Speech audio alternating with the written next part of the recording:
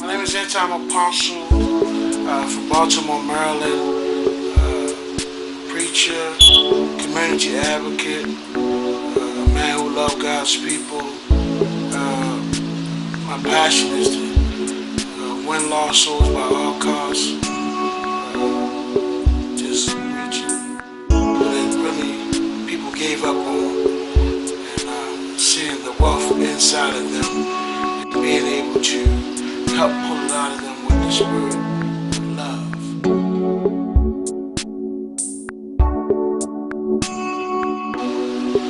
So, one of the questions that was asked to me says, "Hey, what's the level of your education?"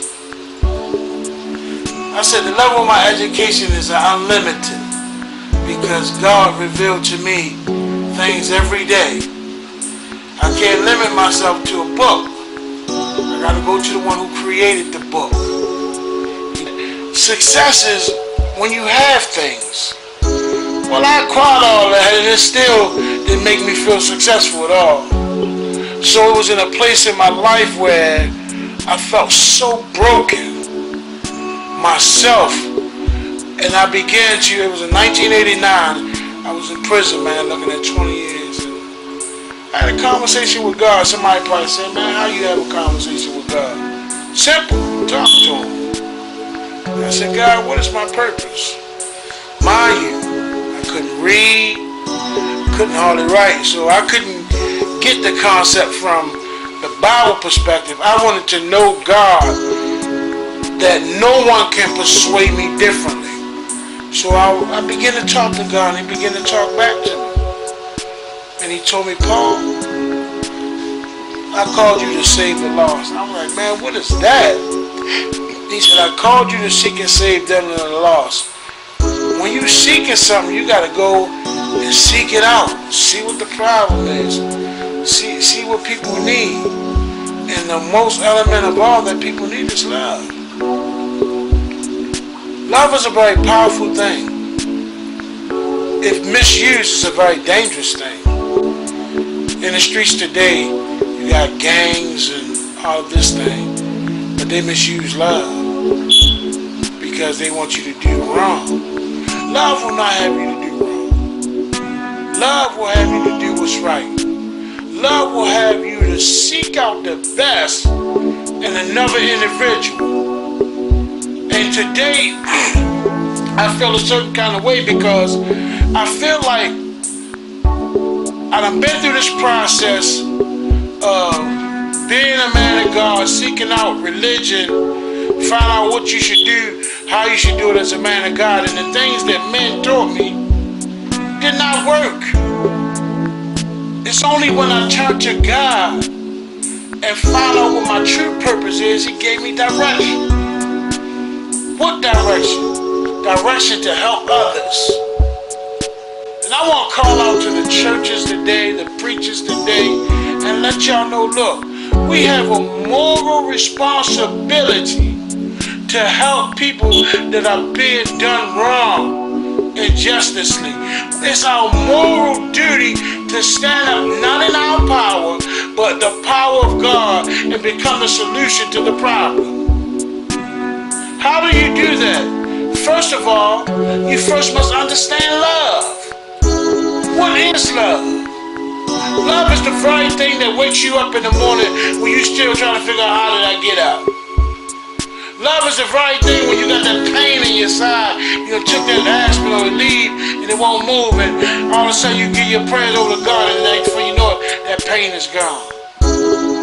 Somebody today in the communities at large don't even know what love is because they've been a victim of hate and abuse and all kinds of things for so long that they no longer believe in love. What you mean, brother Apostle? This is what I mean.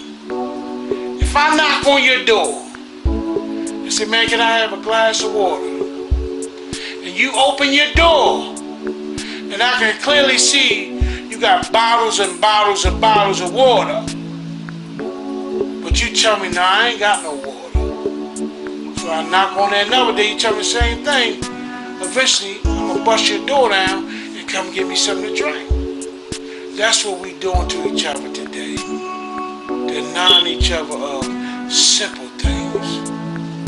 In your neighborhood or in your community where you go to church at, there's a little child that can't even read or write. And you got the ability to do that, and you won't even invest the time in showing them there's something as simple as writing their name. This summer in our summer camp, a young man in 11th grade couldn't even write his name in cursive. But by the time the summer camp was over, he learned how to write his name. That's an investment. The Garden of Eden. Every day we did something different. We learned something new. We learned how to multiply, subtract, add. We learned how to read. It's not just like a summer job where you can just come and make money. If you want to be here, you actually gotta participate. You gotta know stuff. We help build the pavilion. We make sure the garden looks nice. We make sure the clean up, community in the streets. We make sure the trees and the leaves is trash. We get vocabulary words. We gotta study, read, certain stuff that basic math skills that you need. I learned how to write in cursive because I didn't know how to write in cursive. Now being here just made it it made a difference. It made a difference for everything. Please, sir, man, get involved with your community. Okay, statistically they say, well, there ain't no hope with this generation. Who told you that lie? What about the people that sowed seeds into you when you was big, bad, and hard-headed? When you was going through the neighborhood, terrorizing the neighborhood, they just finished cleaning their marble steps, and you dropped that popsicle on there and act like you ain't dropping. What's the difference between you and them? What about when that old lady used to get on your back in the neighborhood and say, I'm going to tell your grandmother? You're like, please don't tell my grandmother. The levels of behavior are different, but they still behavior problems. Our kids today have behavior problems. Why? Because the family unit has been broken. Men have been taken out of their homes. So now our women are forced to take on positions that they're not even capable of doing. We say they're not capable. It's not a woman's job to be a man. It's a man's job by the order and design of God to be the head of the household. So when you take the man out of the house, that calls for order to be broken. And until we deal with the truths, where we going at? Now I'm getting ready to stop on some real ground because you preachers are preaching some stuff that ain't even written in the Bible. How you gonna tell a woman to just marry a man because he got money? Wrong. The society we live in doesn't make it fair for a man to make an honest living. Because they got a system out here that they created to keep men in poverty situations. They keep them behind bars. Let's deal with the truth here. They system. And if it wasn't working, why would they be building more and more institutions and closing things that will help build our understanding of our education? They don't want that. But what they forgot is that true knowledge comes from God. I want you to listen to me now. See, because if you seek something hard enough, God will reveal it to you. They asked Malcolm one question, I think in the 60s. And Malcolm asked this, he said, if a man purpose in his heart to be free, there's nothing under the heavens and earth that will keep him from being free. Now, my thing is this. If we teach a generation that they are the chosen of God, they are the children of God, then will your prison institutions go down to the ground, and then you have to create playgrounds, swimming pools, like we used to have back in the day. The happiness of riding our bicycle up and down the street without bullets flying across your head when a child could be a child. But y'all made it this way. Who is y'all? Y'all know who y'all is. Could have been your grandfather that seen that had so much hate in his heart that he wanted to destroy people that may not look like him. That's wrong.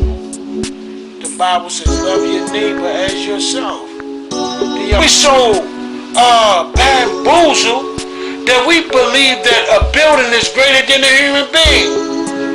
You'll put a $13,000 chandelier in your church, and your neighborhood that you have your church in is private stricken. Tell me, do that make sense? Do it make sense?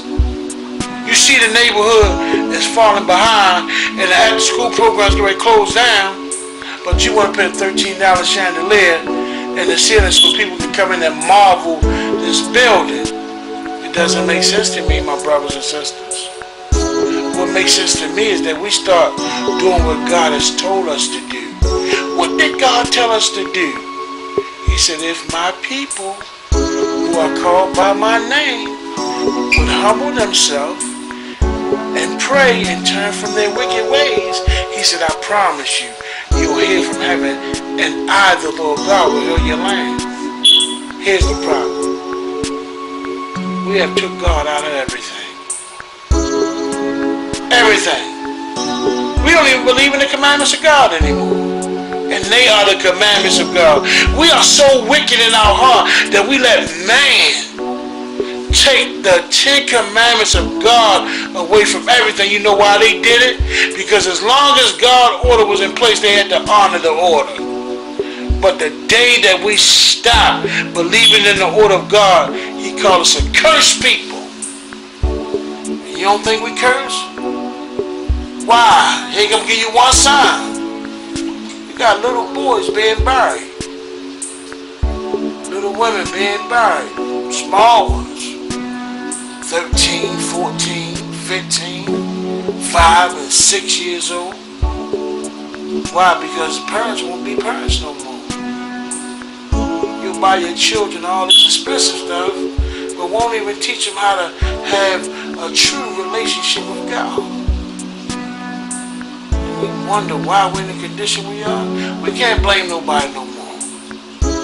Look at yourself in the mirror. Tell me what you see. Are you happy with what you see? Are you happy with the condition that the neighborhoods are in? Are you happy with the condition that families are in? I'm honest, can we truly say there's families out here? Used to, when I was coming up, even though we was dysfunctional, my grandmother had Sunday dinners every Sunday. Anybody and everybody was welcome, and we was able to discuss our problems. But today, the dinner table ain't the dinner table no more. Well, I eat in the living room, well, I eat in my room. Alright, well, hey, send me a plate upstairs. Disconnected, dysfunctional. The children's coming today, and guess what? The school system said they're not even gonna give them homework no more. Say 50 is a passing grade. I'll be damned. Excuse me. When is 50 a passing grade? Some of y'all might say, why you say damn? Because that's how I feel.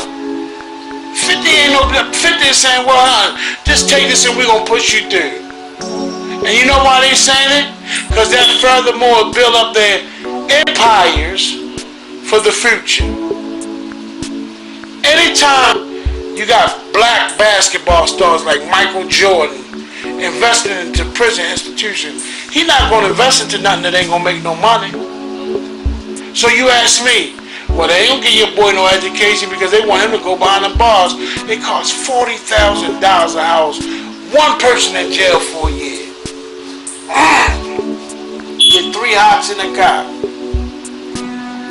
Get way kind of more benefits than they would do ever get a job. Teeth clean, eyeglasses, all what. Why would they do that if there was no money? That's like slavery all over again. Well, you belong to master, so master gonna take care of you. Master gonna make sure you got the right things you need. Can we keep it 100?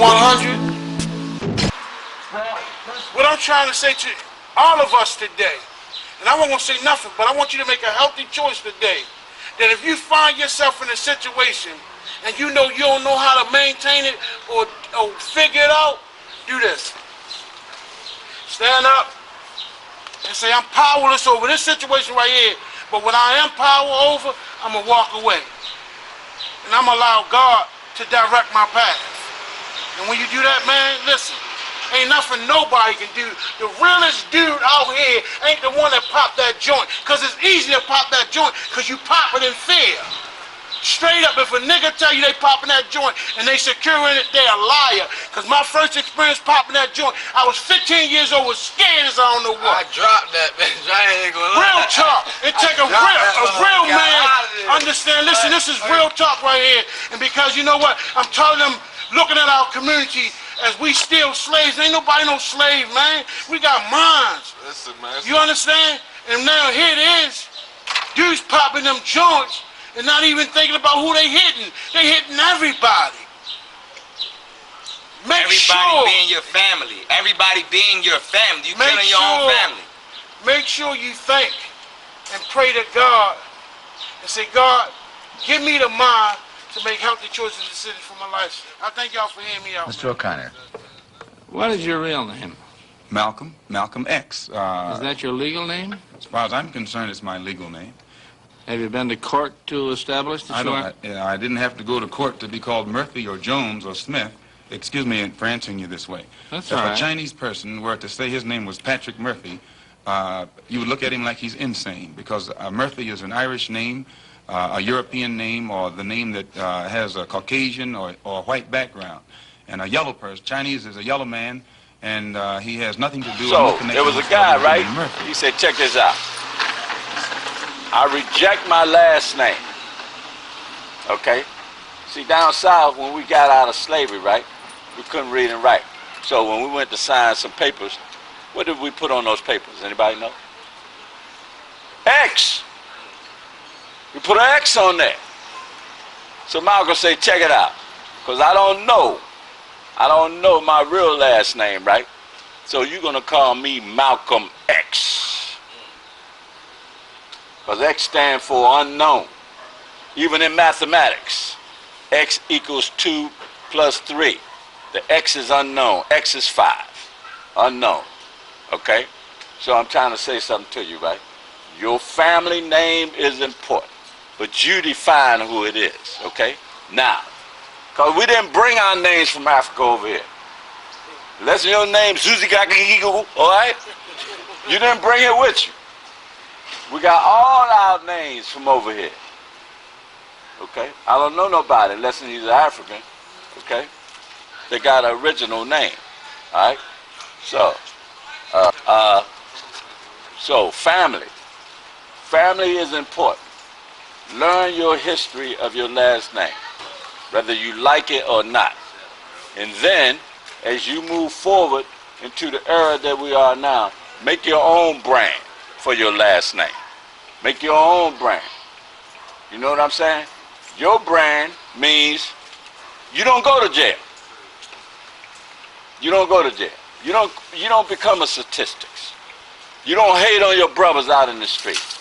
Make that the brand, your family brand name. Make it mean something today. You define who you are. Don't let nobody else define you.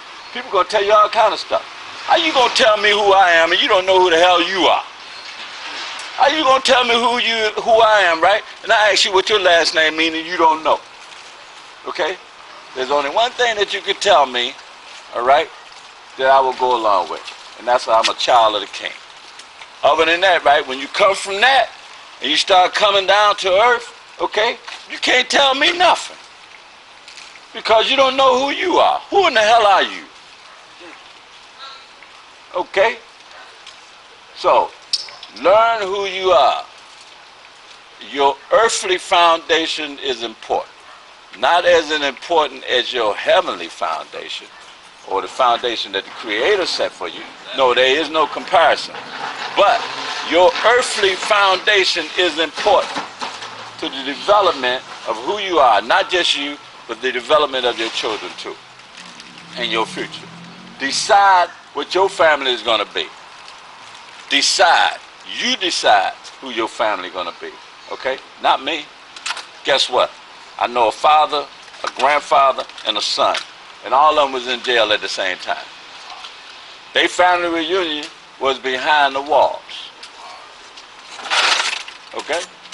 Now don't let nobody fool you, right? It's a lot of sons and fathers behind the walls. It's a lot of brothers behind the wall. They had their family reunion in jail. What kind of brand is that? They even dying together. That's right. It was a father and a son a few months ago. That's right. Got killed. All right? Look, we got to change. We got to change the direction that we're going. Here we go. All right. My name is Mr. Elric Christopher. People call me Big Chris. I've been sick for the last couple of years, so I'm here in my bed. But regardless of what I'm here in my bed, the work doesn't stop. The work must continue to help our young children, help our seniors. We can't turn our back on them. Recently, I contacted Police Commissioner John Hopkins and the mayor. My question was, look, bring that job bank to the corner of Luzerne and Ashland Avenue, or Luzerne and Eagle Street. These guys are not going to come out Security Mall for a job. And for the businesses, right, meet them where they at. Meet them where they're at. Give them a chance, because if we don't do that, then we are part of the problem, right? Give them a chance. As a young kid, when we went for a job, they trained us in the jobs.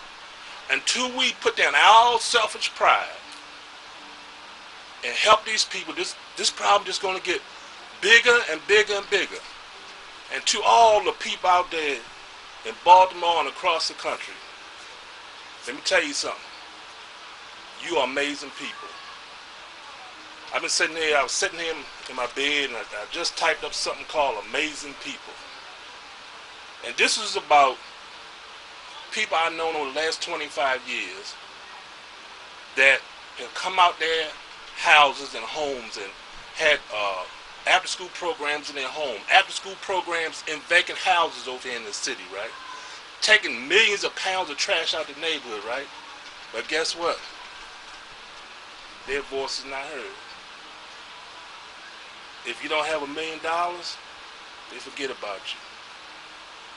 Everywhere I've been going, I'm asking people to create a fund for people my age and older that don't have no retirement. But you know, we give our life to what we should be doing, each and every person here in this city. And I'm asking John Hopkins to step up to the plate more. You could do it because you have the leverage and you have the power to do it. And you know it's the right thing to do. We got to step outside that box and do what's right for society. And once we get that right, guess what? Everything else falls in place, right? You see, Mr. Chris won't have to be here in the bed like he's a sick man because I've been out in the corners for 30 years. My wife been out. My wife was outside now doing that activity, but I can't be there because I'm here in the bed sick.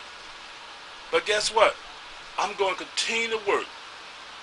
And I'm asking everybody, if you know anybody, John Hopkins, and the president of John Hopkins, especially the new president, I want them to come to my home, right here at 915 North Luzerne Avenue. Talk to me here in my bedroom. If you know anybody from WJZ TV and Channel 11, I want them here. See, they got to hear the real story from the real people out there on the streets. And we're not looking for no awards. We don't want no banners. All we want is life, man. An abundant life, right? A happiness. And the main thing is love. If we can't love, guess what? This problem continues. So the businesses, when I'm asking you to reach out and help these people, meet them at the corner, you got to meet them with love and kindness. And love and kindness will conquer all. Conquer all. Our kids need something. Look, we don't have no $millions in the bank. So what we have to do is we got to make our own Six Flags here in the neighborhood. Okay? We got to make our own. We got to bring our water hose out and make our water slides and the moon bounces here, right? Because the kids can't afford it. Their parents can't afford it. But guess what? If you came out with showing more love and love, the kids would feel it. The neighborhoods would feel it. And to all the neighbors in the community, y'all got a part in this too. Y'all have to step up and come out. And if you don't do no more than sit on your front steps and say, "Good morning, young man." This is InTime Apostle here on Saturday. Just school's about to return back in, and for the last 20-25 years, every year we get book bags and school things away. But above all, we are the pillars of the community. Nowhere has it been done where they have church outside. We felt like if the Bible taught us to be the support net for our community, that we should come outside. So 6 days a week, we're on the corner of Monument and Milton, meeting the needs of the people. On Sunday, we have church outside. I mean, anyone and everyone is welcome. And we're teaching them to be obedient to God, and God allows them to come back and be a net for their community. And I truly thank Brother Sharif for allowing this interview to take place, that we can let people know that if you want to be a support for your community, all you have to do is stand up and be about what you say you're about. It's an empty village when people stand up and say that I am a pillow, but when you look around and rush your head, there's no one to support you.